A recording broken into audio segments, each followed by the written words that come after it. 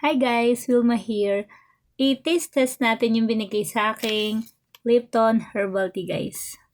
Tingnan nyo.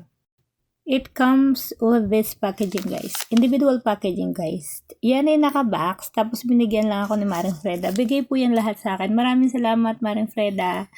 God bless you more. Ganyan. Herbal tea guys. Summer fruits. It consists ng meron siyang mango, peach, apricot, mga citrus like lemon and orange guys. At kapag natimpla na siya, look, wonderful. Ang ganda ng color niya, color red siya. Yung amoy niya guys, ang bango, refreshing. Tapos tikman natin. Ang sarap guys, meron siyang soothing quality effect dito guys. So. Tapos meron kang malalasahan na asim, pero yung asim niya is very light lang.